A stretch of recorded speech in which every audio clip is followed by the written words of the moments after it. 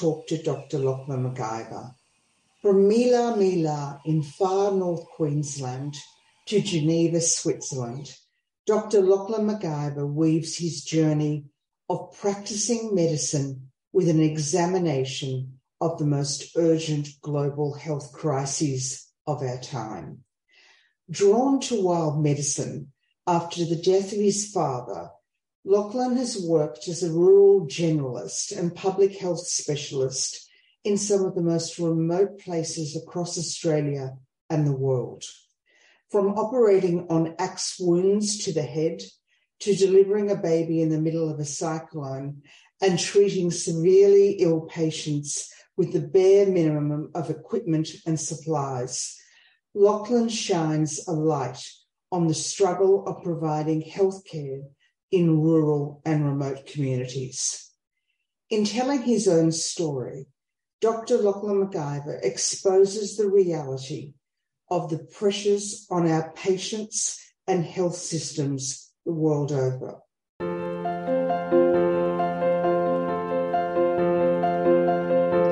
There was two kind of factors or forces converging, I suppose, Kathy, that made me write the book or motivated me to write the book.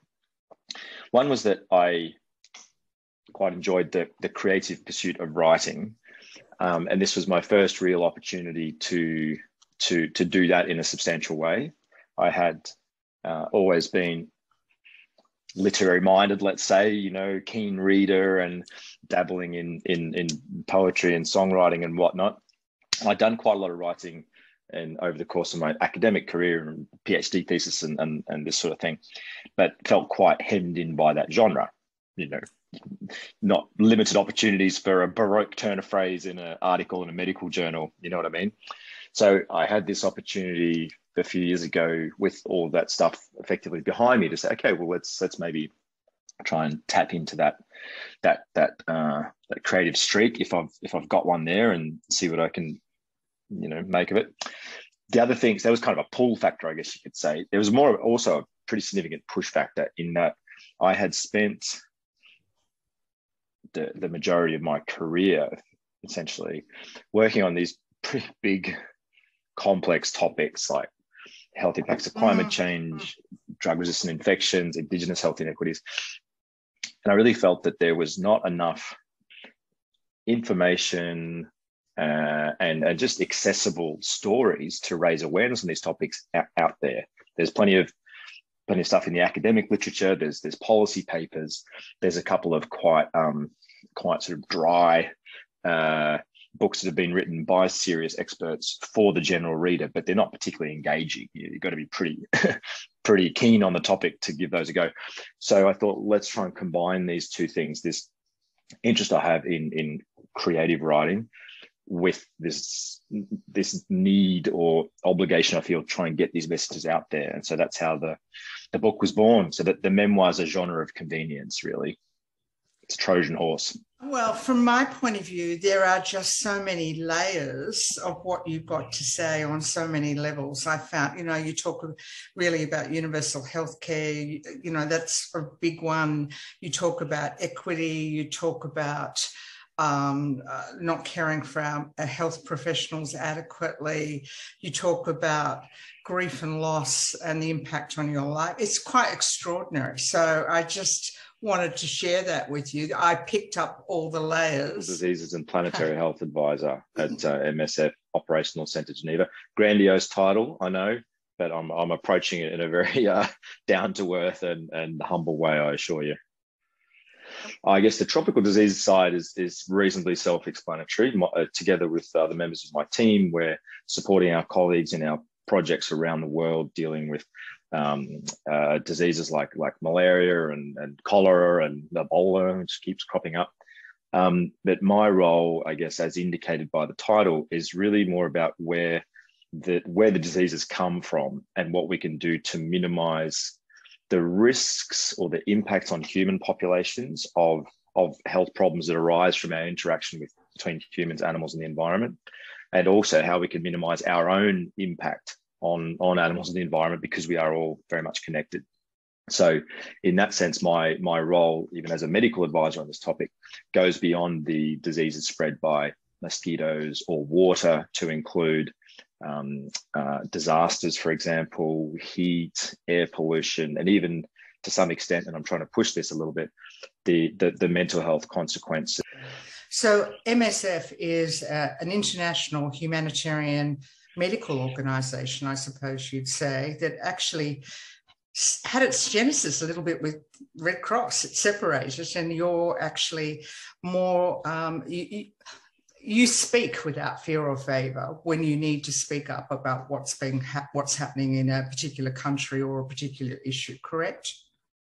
Yeah, that's definitely the MSF spirit, and that comes from the separation, the schism, the split from the Red Cross decades ago, where the Red Cross's principles of impartiality and neutrality, which are fundamental principles of that organization, are essentially different from MSF's perspective, which is focused more on témoignage, which is the French word for bearing witness. So we feel a stronger sense of responsibility for advocating for what is happening to people and patients in the places where we work, and impartiality be damned. So stay with me, everyone, because I started with the end to share the journey from the beginning, because it really does have a pattern to Lockie's life as to why he's ended up doing what he's doing. And I'm glad you think so, Kathy. It didn't seem so coherent at the time. Well, I can see it. I can see it. All right. So perhaps we can go back to how you became a doctor. I mean, you had a family tragedy with your father dying when you were 16. Look, death is a part of everyone's life, and it's really a question of how much and how early we're exposed to it, I suppose. That is one of the key things that distinguish us. And when I found my father dead on the side of the dirt road leading into our cattle property, when he had died suddenly of a heart attack out jogging at the age of 49, and when I found him, having gone looking for him, lying there cold and stiff in the drizzle and the gravel, that was obviously not only an extremely traumatic but very much life-changing experience for me, also for my mother and sister, our extended family and friends too as well. But at that point in my life, like many of us, the age of 16, I was kind of trying to figure out what to do with my life, and medicine was in the mix, I suppose it would be fair to say. But that experience, launched me quite a long way down the road towards not only deciding to become a doctor, but focus on, or dedicate my career to trying to improve the health of people living in rural and remote communities, which is where I'm from and where the greatest needs are. So I just wanted to talk about a little bit more about your childhood, because you write about, I think it was a family friend that met you, you called and found your dad. And in that moment you grew up, which is often said, in a horrible experience. Do you think, because we talk about mental health later in the book, do you think you dealt with adequately grief and loss in that moment, because you automatically became, were thrust into being the protector of your family?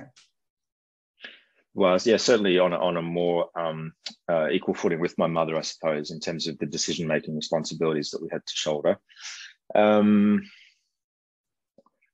I mean, I defy anyone to say that they have dealt or they've seen someone deal with a traumatic event in an ideal way from a sort of mental health perspective. In that example, my mother and my sister and my experiences, my mother's and my sister's, my experiences, we're all different. And one has to call upon all your resources really to get through that horrible experience. I was fortunate at the time that I had a nice group of friends, some of whom had their licenses, could drive and come up to the farm and sort of get me and take me away, and just sort of distract me. But those distractions, again, we're talking sort of final year high school and sort of adolescent shenanigans. How I chose to distract myself was pretty self-destructive at the time. There was some heavy drinking and some pretty reckless behavior, which at the time was just me trying to experience something else and just feel something and potentially even end it all, I suppose. That sort of settled down after a while, and I more or less got on with my life in going to medical school. I was not at all convinced that was the right path for me, but it was interesting, in inverted commas, for me to experience much later in life, 20 years later,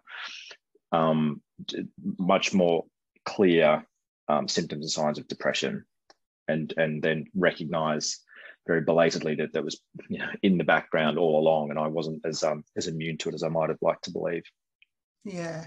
So you ended up you went to medical school in Victoria, from far north Queensland, which would have been quite a cultural shift. Yeah, Millamilla to Melbourne, my goodness, yeah. Yeah, and as a young man, I mean, you talk about your grades weren't that particularly good, and what I got was a sense of lack of focus. Do I really want to be here? Before you went off and had your exploratory sabbatical year, so to speak, and then came back and knuckled down. Do you think that, I mean, it's so common with many young people that they end up somewhere to start their career and they're really not sure where they want to be. And for you, it seemed the aha moment seems to have been the lecture with Ray, who quite literally changed your focus and made you acknowledge, yeah, maybe I could do something like that. Yeah, I was certainly a mediocre medical student. I had, I guess, the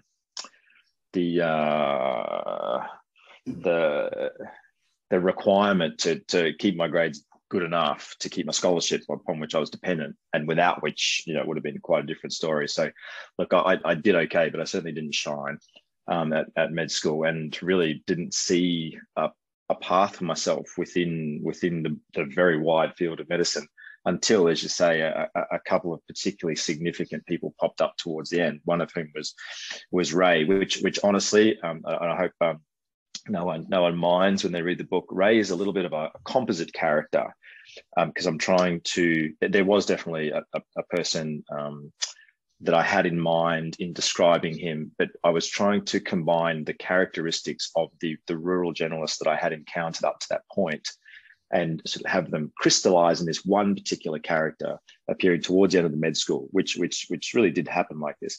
But Ray, as a character in the book, is sort of even bigger and larger in life than any individual I've met along the way, because that's how significant that influence has been on my life. And having contact with that kind of person, that kind of doctor, who really just seemed like they could do anything. Now, okay, I'm being a little bit lapsing into hyperbole slightly. I'm not saying that these guys would, attempt brain surgery or a liver transplant or something, but they could certainly deal with anything that rolled through the door up to a point. And that was the first time that I really felt not only a profound sense of respect, like, whoa, that's serious doctoring, but also very significantly for the first time, maybe that's the kind of thing that I would like to do. And maybe I could do that. And I'd never felt that affinity with, the various physicians and surgeons and other specialists I'd encountered, or GPs for that matter, in Melbourne. So I did some other scholarship placements that took me out bush, and I was meeting people like Ray, doctors like Ray, who were just doing this wild stuff. And I say wild, not in the sense that it was, sort of rogue cowboy medicine, just impressive in its scope, and the ability to meet the needs of their communities and patients in pretty extreme circumstances. Treating people who've been, chopped over the head with axes, and dealing with outbreaks of infectious disease in Indigenous communities, treating the chronic diseases, delivering the babies, taking out the appendix. It's just incredible to me that there were doctors there in the late 90s and early 2000s that were just these jack of all trades, Swiss Army knife types. And that's, when it all kind of came together for me, and I realized, that's what I want to do. So one of the things that struck me was, you're quite right, the tools, how primitive it can be in remote parts of the world. And your head torch or your torches often save the day on many occasions, and people will need to read the book to understand what I'm actually sharing. But when we're talking about remote Australia and Aboriginal communities, which you've worked quite a lot with, you were struck by the disparity in health services and really how vulnerable the population still remains. Yeah, it would be more accurate to say shocked, really, rather than struck. No Indigenous community is the same. No rural town is the same, right? So forgive me for needing to generalize to some extent for the sake of clarity. It's another world out there. There are two Australias, and Indigenous people, particularly those living in remote communities, are living in another world, and it is a very, in many ways, difficult and very clearly disadvantaged world. Not only in terms of the access to healthcare, which is negligible, despite the best efforts of many, and not only in terms of the hard numbers like life expectancy. There is still a gap in terms of life expectancy between non-Indigenous and Indigenous Australians to the tune of 7 or 8 years, which is appalling and unacceptable, despite policies like the Close the Gap initiative, which have made, small differences. But it's also it's the determinants of health that is most striking in terms of their differences in remote Indigenous communities. And you can if you sort of open your eyes and think about it and have it explained to you, as I had the privilege of experiencing, you can see why Indigenous people living remotely are suffering and becoming ill or injured and dying young. It's because the basics, the food and water, sanitation, hygiene and shelter and education and employment, all of these things that are absolutely fundamental to good health are lacking to various degrees in many remote communities. And this was very obvious when you're out there and you can see it. And I tell a little story in the book of me, doing a clinic in one of these communities one day, and being lunchtime. So I wander off to the store, the only store in the community. Most only have one, looking for some lunch, and there being these, disgusting, expensive sort of fresh fruit options, and then roast chicken and chips and some other fried garbage in the bain marie for a much more affordable price. It's like, look, if I was a mother in this community and I'm just trying to feed my children, no matter how intelligent or motivated or concerned for my children's welfare I may be, if I do not have the money and the resources to prepare healthy, nutritious food for my children, of course, the only option I really have is to buy and feed them this relatively more affordable but nutritionally poor option. And so that, I think, is one of the cruelest paradoxes of kind of the state of Indigenous health in Australia at the moment, is not doing enough to address the determinants of health. And there's this sense that, they should know better. It's just a matter of education. No, it's not. It's a matter of having the ability to make healthy choices, not knowing what the healthy choices are. That's not the problem, by and large.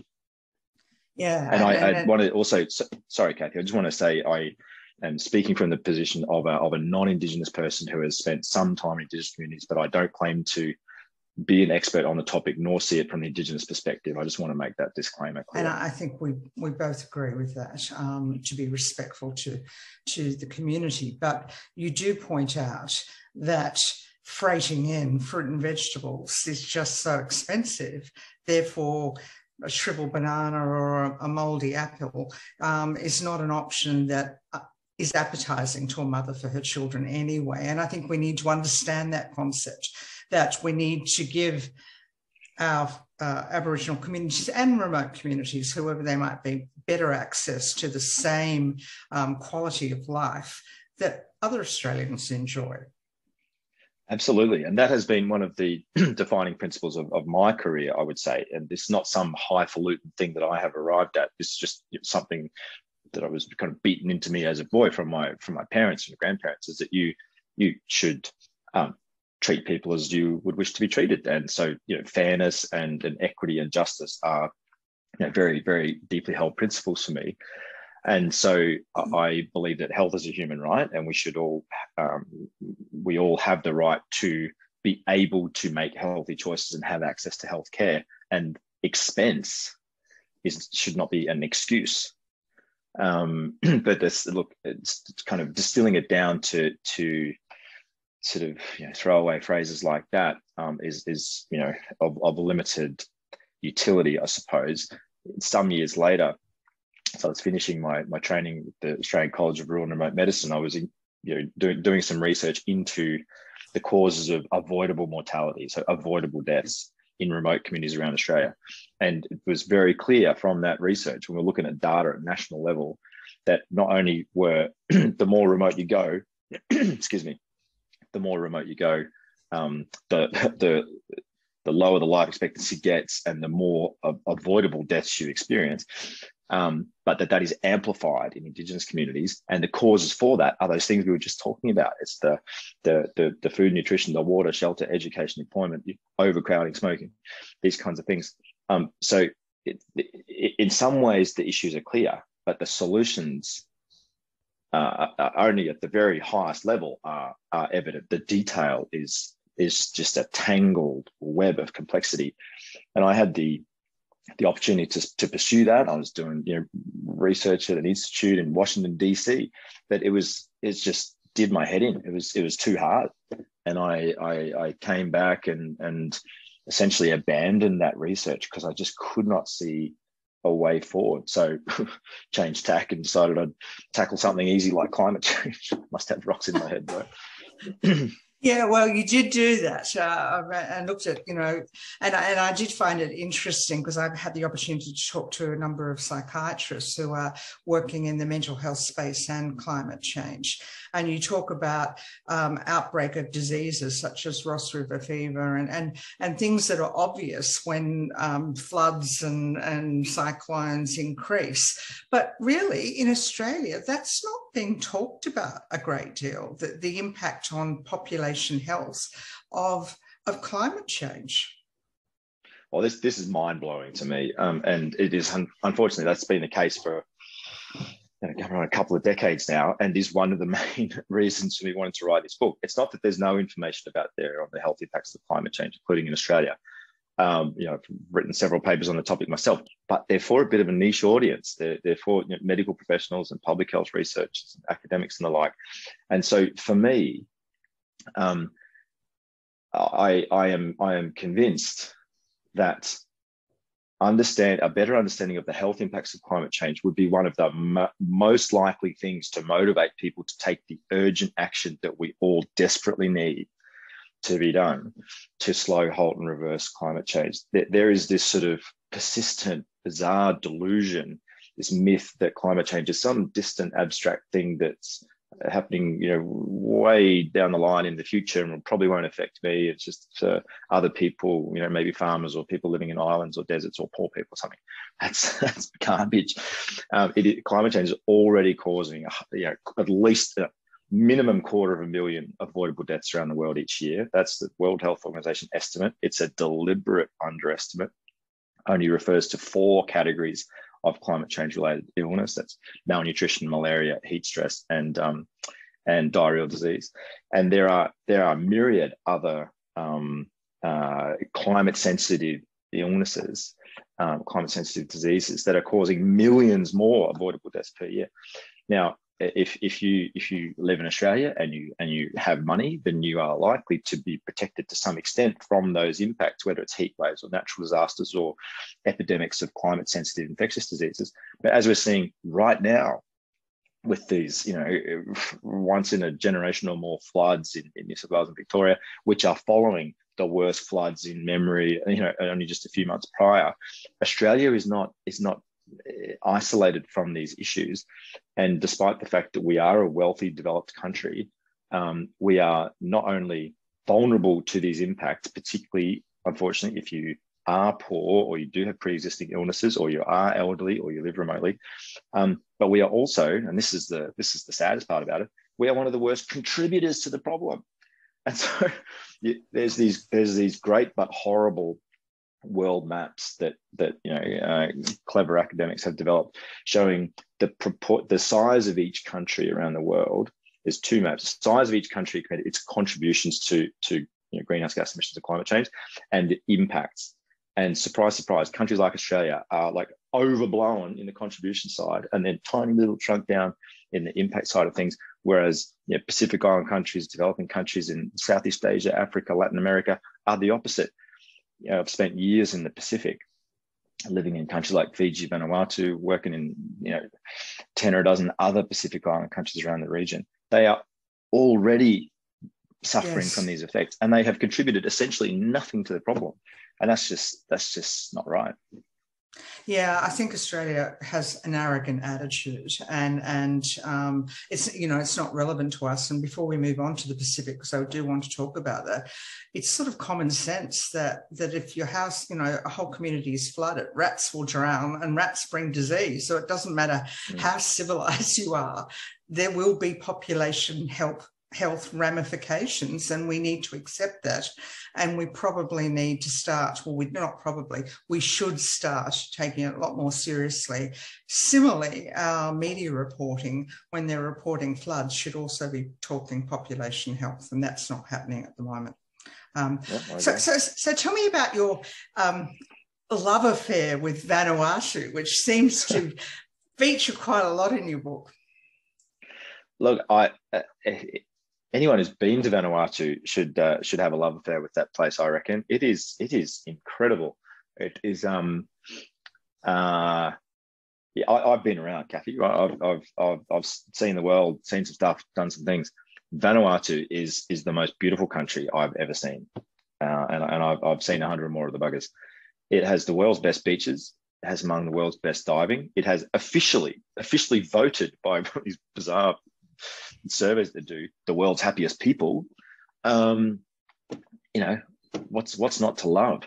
Now, on the other hand, I don't want to over romanticize it. It is also number one on the World Risk Index for disasters, because it has the full house. It gets the tropical cyclones and the droughts and the floods. It also has several active volcanoes, so they occasionally, together with earthquakes, cause disasters and evacuations and the occasional tsunami. And it is a least developed country, so it's still very poor. It's sort of politics and economy are brittle at best, and so it's not some sort of paradise utopia, but it is beautiful, and the people are wonderful. And I'm proud and humbled to say I'm an adopted member of the Bene tribe in the jungle of the east coast of Espiritu Santo Island in the north of the country. Long story, folks can read about it in the book. But it basically stems from a chance encounter with a guy who's now my beloved brother Nixon, and passes through pretty gnarly stories involving drinking traditional potions and clubbing pigs to death to complete my initiation into the tribe. But more importantly, it involves real-time experimentation and learning by doing with small-scale community development and kind of health system strengthening. So together with that community, over sort of 15 years or so now, it has been my privilege to be involved in numerous different types of community development projects that the community proposed, because they know very well what their needs are. They just lack the sort of resources to put them in place. So whether it was digging wells, putting up solar panels, doing construction projects, setting up little micro enterprise, small businesses to generate some income for the community, setting up a trust fund to ensure that children get a good education, particularly the girls who are very disadvantaged in that space, helping build a new school, trying to reopen the clinic closest to the community. And then in a later phase of my life and work in Vanuatu, me living in Port Villa, the capital city, and being responsible for setting up a new junior doctor training program when a cohort of new doctors, new medical graduates from Vanuatu returned home from Cuba, where they had been trained in medical school. That has been a very a fascinating and rewarding experience for me, and Vanuatu is and forever will be a big part of my life.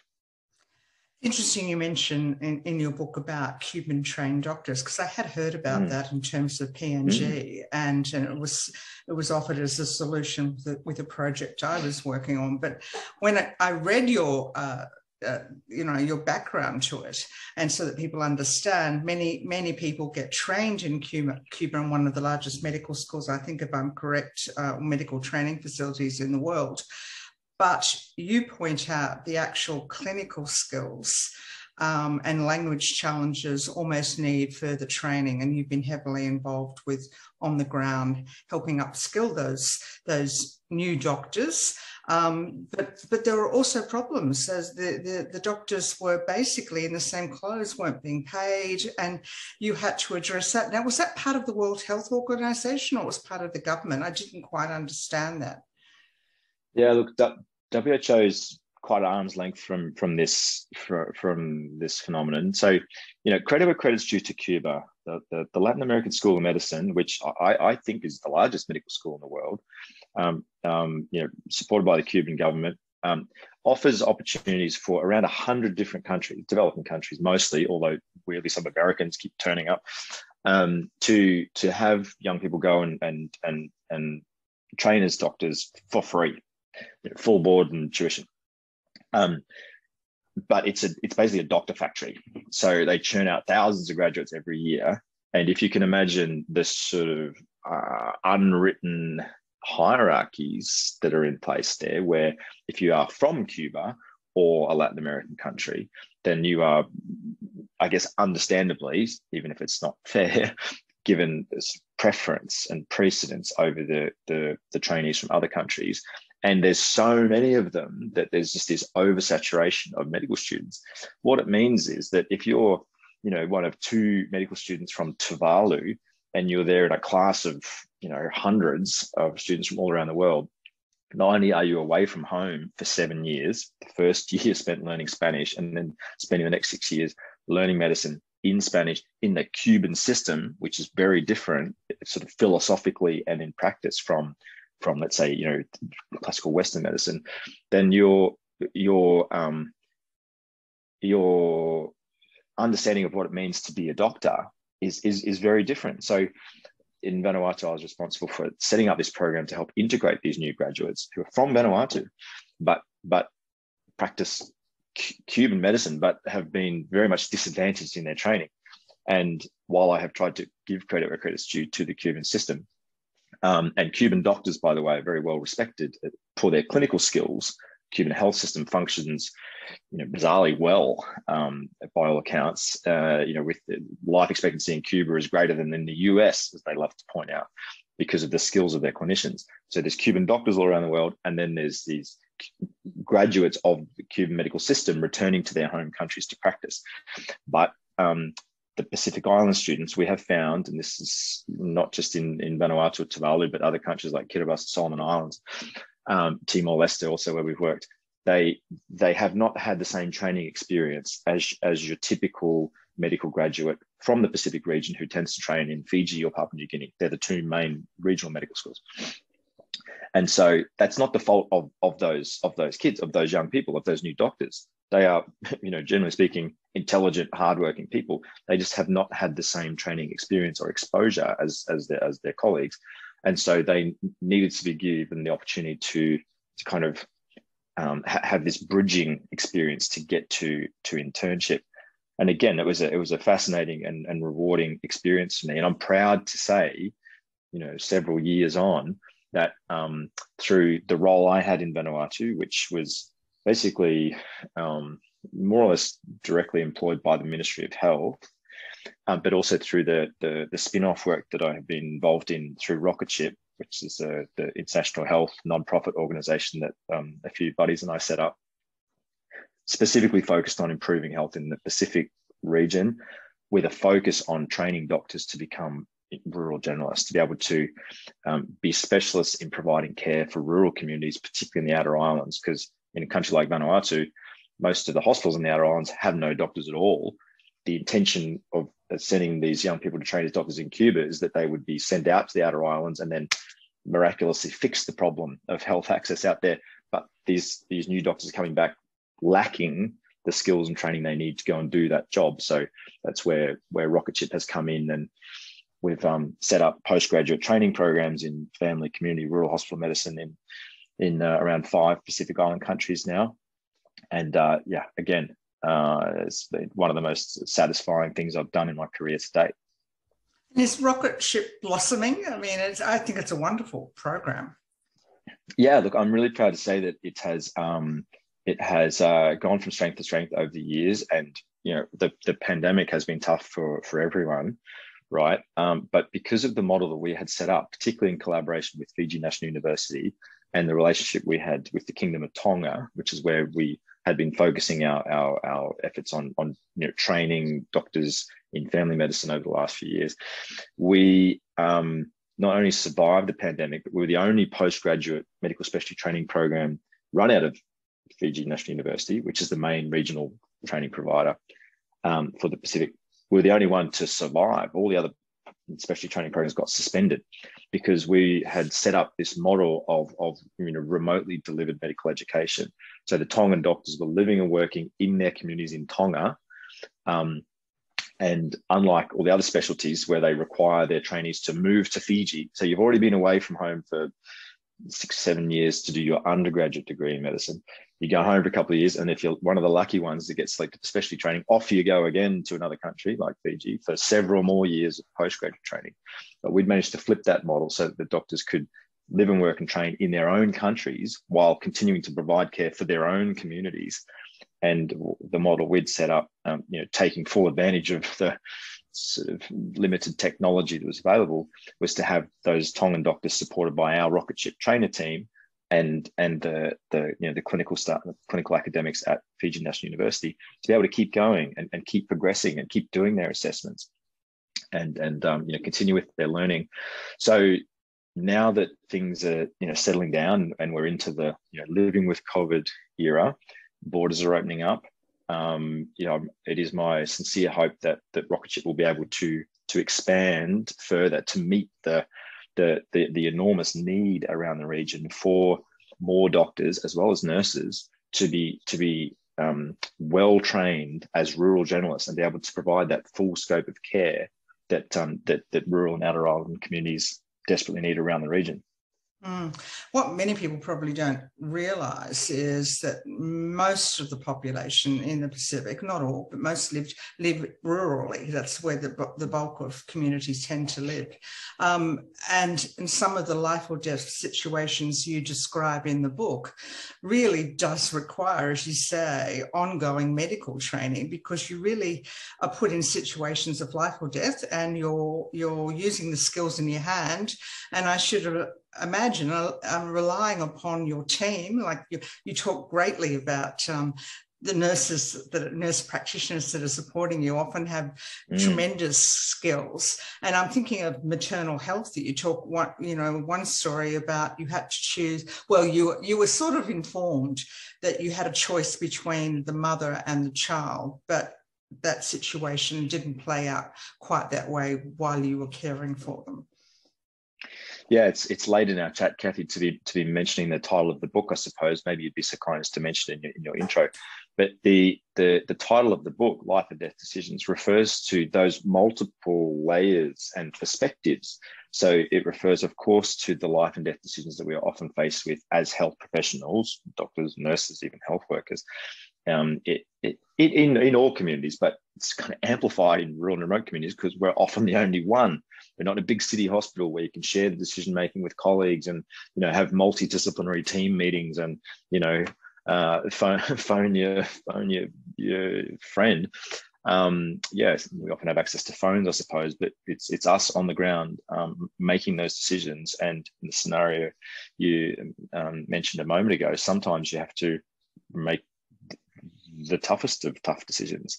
So that's one layer. There's also the layer of the lived experience of people in many communities around the world, particularly remote communities, particularly in developing countries, where life and death decisions are also a daily issue. If you need to, find food and water and shelter and ensure the safety and security of your children, and that's a daily challenge for many people around the world, then that's life and death decisions for them too.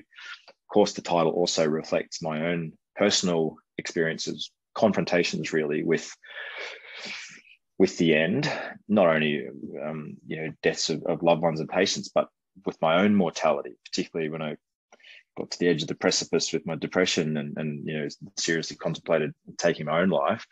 The title also reflects that, and by implication, the struggles and burdens on many health professionals around the world when they become stressed or overworked or burned out. And then the less obvious layer of meaning in that title that I want to take the opportunity to mention is that we are all of us contributing to life and death decisions, whether they're conscious or not, every day in what we do. When we contribute to carbon emissions and climate change, when we use antibiotics inappropriately and contribute to the exponential rise of drug-resistant infections, when we sort of accept and or contribute to inequities in our health system, that means some people don't have access to healthcare and become ill or injured and die young, that's on us. It's collective responsibility. And it's just a question of how much we're prepared to think about it, accept it, and correct it if we don't think it's fair. Yeah, I think that's the thing that really struck me in the face. I mean, I was really impacted, I think, by thinking about colonialism and then the impact it's had on many countries, developing countries or low-income countries around the world. And even the story of the Aboriginal woman who slit her throat, that just wanted somewhere to sleep for the night, and then moving into the Democratic Republic of Congo and hearing how the country was basically decimated by greed, frankly. It's very difficult to confront. We're now in an era where all of these systems and ways of living are unraveling, and people are being forced to confront, as you quite rightly say, our own mortality. But what are we going to do about the systems that are not working, or the geopolitics that have not supported Indigenous communities and the results of those? And more importantly, how do we support our healthcare workers? Because until COVID, what struck me is we thought you were invincible. You just looked after us. You didn't need, anyone asking how you are. But that's clearly not the case with burnout, such an issue. And you talk about your own mental health challenges, where you really hit rock bottom. You had a perfect storm. You had financial pressures, you had isolation, all sorts of things. Yeah, I appreciate the attention to detail that you've taken in reading the book, Kathy. And it's a very articulate description, by the way, of the problem. So look, stress and overwork and burnout and mental ill health are, of course, not unique to the medical profession. But unfortunately, doctors do have among the highest rates in the world of depression and suicide in particular. And it is impossible to disentangle that from the overwork and the stress and the burnout. There has been this culture for a long time of we've just got to, we've got to be tough. We've got to be able to take it, and we don't complain, and we just keep calm and carry on. And to some extent that comes with the territory, but I think there is a welcome and overdue sort of paradigm shift taking place now to acknowledge the fact that it's not safe and it's not sustainable. I'm kind of in this odd little position in terms of my age or point in my career where I'm not so old school that some of the older clinicians are like, we had it tough in our training and we worked crazy hours, so you young guys have got to do the same. I can sort of see their perspective, but I'm also not young enough, not millennial enough or whatever, to be just looking for life on easy street as a doctor. I think that there are opportunities to do that, I suppose, but it's it's not common, and you have to do a certain amount of training and a certain amount of work to be competent in your specialty and be able to practice to your full scope, provide safe care for your patients. Right. So I could sort of see both sides. But I think what is absolutely essential is that we, not just as a medical community, but as a wide community, acknowledge that doctors are human. And so we have limits. We make mistakes. We get tired. We get stressed. And if we are forced to be more tired and more stressed, then because we are human, we will, make mistakes and potentially crumble. And then we're of no use to anyone. So it's not sort of the most brilliant insight, is it, to say, well, okay, we should look after the people who are looking after us. So should be pretty obvious. And as you point out, the COVID crisis has really highlighted this in the most devastating way, because we were expecting health professionals like go into battle every day with this invisible enemy and be constantly exposed to risk of illness or death around the world. And we should not be at all surprised that health professionals were objecting to this, to being put in the line of fire, and that they were working too hard and burning out. My situation wasn't specifically related to COVID. But I sympathize with anyone out there, in medical or otherwise, who is feeling stressed, overworked, or burning out. Speak up, look after yourself, talk to someone, get the help you need, because it's a slippery slope. Once you get to that dark place, it's very hard to get out again.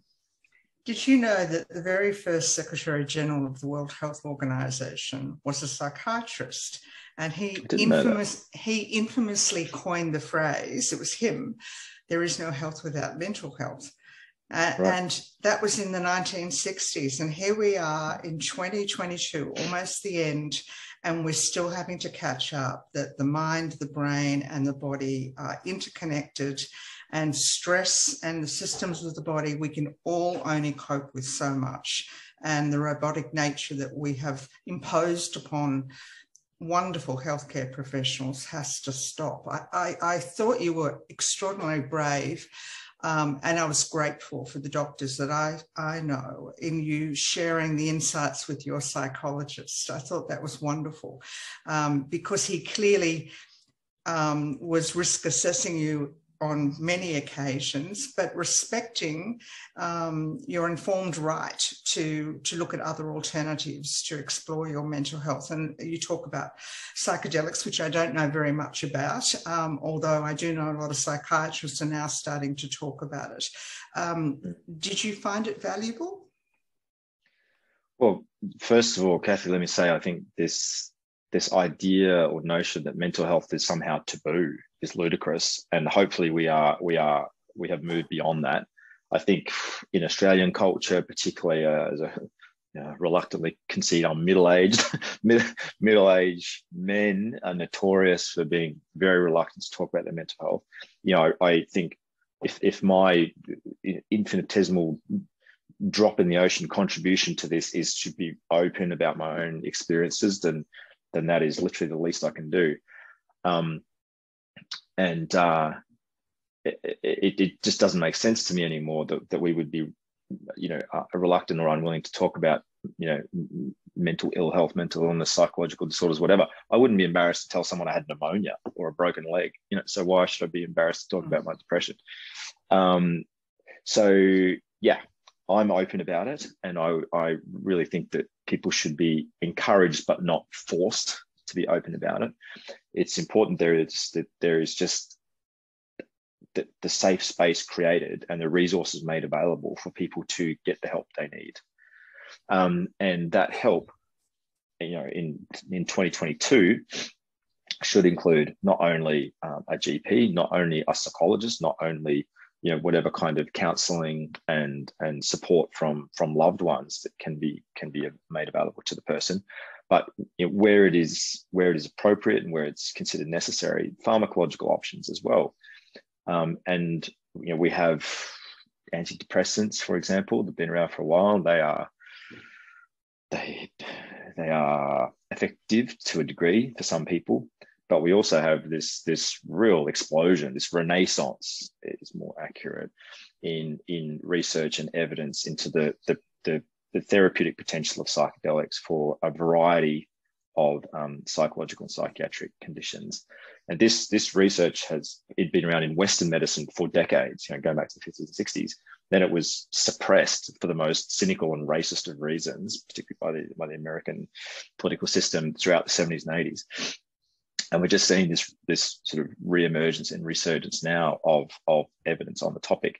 And I'm talking serious medical research institutions, Johns Hopkins University in the US and Imperial College in the UK, who are really just catching up with the traditional knowledge that has existed for centuries, at least, on the role and power of these molecules, and also organizations, research institutions in countries like Brazil that have also been looking into this seriously and publishing really impressive papers on it for a long time. So we are, living in a very interesting and I think very sort of powerful period at the moment of opportunity to improve the array and therapeutic impact of the tools we have available to support people with mental ill health. And psychedelics as a group have been characterized by some very prominent psychiatrists as having the same power for psychiatry as the telescope does for biology, or as the microscope has for biology, or the telescope has for astronomy, in terms of being able to peek inside the mind and understand its inner working. So it's exciting times. It's not for everyone, and there's still a lot of work to be done for the regulatory environment to make sure that the evidence is clear and the uses and settings in which these medicines can be applied is safe and appropriate. But from my own personal experience, I can say it's been life-changing, life-saving. And from what I'm reading in terms of the medical literature in my role as a clinician and as an academic, I could say it's really exciting. Yeah, and I will say to our viewers again, go and talk to your doctor or your GP, and it's not something that we're necessarily recommending, but you discuss it in the book. I guess and I wasn't intending to go there, but it was an interesting part when we're talking about mental health. I guess the thing that I sort of, as we reach the end of our discussion, you've worked in nearly 100 countries, or I think something like over 100 countries. You've certainly witnessed a lot of trauma in that process, and trauma on top of trauma on top of trauma, and lack of sleep is a recipe for ill health. And it's also a challenge to keep a relationship together, because you talk very lovingly about having met your partner, and the challenges that's faced, because you're here today and then you're off tomorrow. I can't imagine what that must be like for somebody that loves you. Yeah, well, tough is the answer, and there are many people out there who are doing similar things. Whether it's in the humanitarian field, where I work, or a lot of my family members been doing fly in, fly out work in construction, mining, whatever for a long time. Then of course there's people in military families that experience that as well. But yeah, from the point of view of the humanitarian field, you see some pretty terrible things. Not only from the medical perspective, people suffering and dying, but the violence and disasters that are constant, maybe not even threats, constant presences in the lives of millions around the world, and being faced with suffering and illness and death on that scale, both individual level over and over again, and then when you're talking about tens of thousands, 100,000s, or millions of people experiencing this, it's a very heavy burden to try and get your head around. And then if you're deliberately, and dare I say, often selfishly, putting yourself in that situation, those types of situations, even if your motivations are ostensibly noble, you're there to help people, be altruistic and the rest of it, you're still, to some level, being selfish, because you are putting yourself in some danger. And there are people about you, there are people around you, if you're fortunate enough, who love you and worry about you when you do that kind of thing. So yeah, Viri, my wife now, has put up with a lot, as has my mum and sister. And I know a lot of people who have become so involved, so ingrained in that culture, that they almost can't leave now. Like that's their world. They just sort of jump from crisis to crisis, and are almost dare I say, addicted to it. And that's not necessarily healthy either. No, it's not. In fact, I spoke some time ago to a very senior aid worker for the UN, and she was responsible for the women's response in Afghanistan.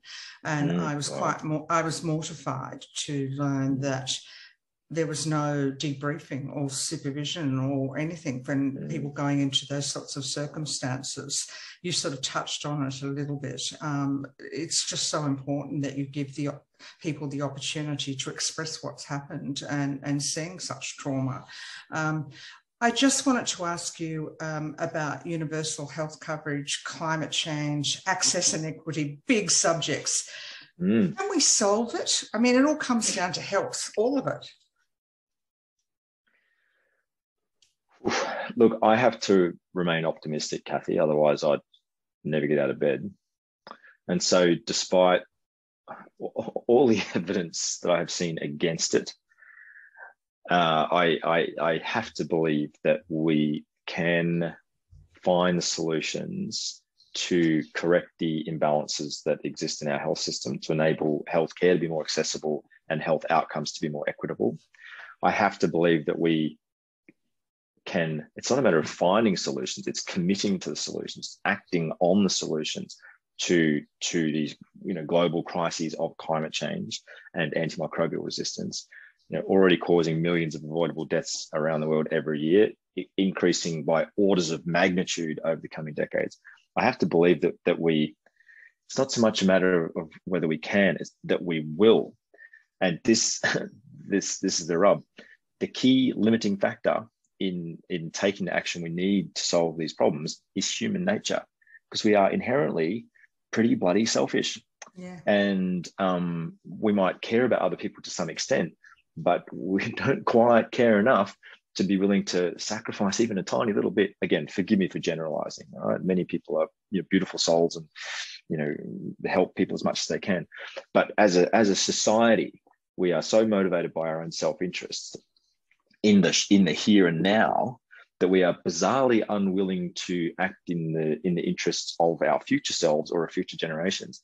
And this is, of course, linked to politics. We don't want to get lost in the forest of politics, but in Australia, these tiny little short-term political cycles that we weirdly have chosen to operate in mean that the political community is also very unwilling to make the decisions and take the actions that we need for long-term benefit. So, yeah, I guess I'm answering your very serious questions in a sort of meta way.